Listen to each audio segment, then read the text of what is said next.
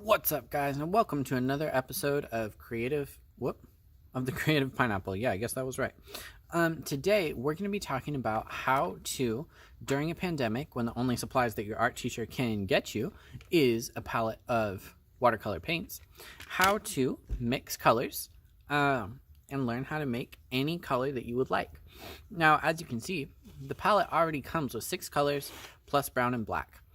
That is convenient for most of the time, but part of the point of this lesson in this unit is to learn how to mix and make your own colors. So we're starting with some easy colors. We're going to be making orange, green, and purple. And so we're gonna get started. So first, and actually on this video, all we're gonna make is purple. So what we're gonna do is get your brush wet.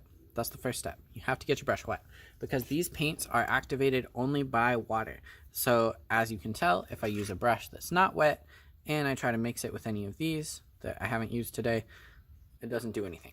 So that's nice because it means we can carry it around anywhere. But all you have to do to turn these into paint is dip your brush, get it wet, and then mix it with the one that we're going to use. So to make purple, as you guys should know, is red and blue. So we're going to start with red, and we always want to start with the brightest color. Because when you're mixing paints, if you start, the darker color is so strong and so potent that even just a drop can change it a lot. So I'm mixing the water in with my red paint, and as you can see, it's starting to turn into paint. It looks like I filled this bucket with its own little kind of paint. So what we're going to do is take this soaked brush that we have red paint on, choose one of your empty spots, and actually, since I already have one for purple, I'm going to put it in here, and you can just dab it in there and start filling it with red paint. And when you dab, some of it's going to come off the brush. So go back to your red, dab, and we're going to fill it. We're going to keep going back and forth. You can grab more water, dab, it'll get more paint, dab it in here, and you'll start seeing that you're transferring paint into there until you have a nice little puddle. Then we need to mix in our blue. And as I said before, the blue gets very strong. So if you add too much blue, it's going to be overpowered really, really fast. Also, another note is that you need to rinse off your brush anytime you change colors.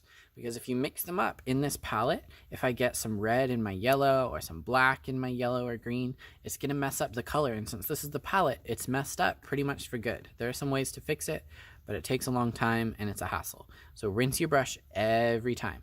And if you're changing colors, grab another piece of paper and dab it off, dry it off on there until you see that the water that's coming off is clear. There's no red in it. So for me, this is already pretty clear. So that's good. Even though the brush looks a little bit red, I know that the bristles are just dyed, but the color that's coming off of it isn't red. So I can dip it again, get some more water, mix it in with my blue to start activating that and making that into paint. And then if you want, this is a lot of blue. So I can even get rid of some of it on the edge, start to kind of get it down to where there's only a little bit left, and then dab it into my red and mix it together. And let's get this in the light a little bit, and you'll see we'll start to make a purple. And you can see already with just that little bit of blue, it's already a pretty blue purple. So if you want it to be more red or not quite as dark of a color, rinse off your brush again, and we're changing colors back to red, back to a lighter color. We don't want to mess it up. So I'm going to get my paper, brush it off, make sure there's no blue, and we're good. So grab a little bit of water, just a little bit, grab a little more red, mix it in, and there we go. Now we got a brighter purple.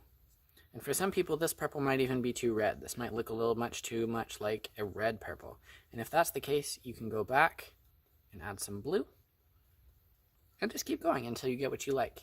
Once that's there, it's going to look a little bit different in here than it will on the paper. So you can take your paper, put a little bit on there, and you'll see that nice, pretty purple that we just had. And as thin as you make it on the paper, that's going to make it lighter.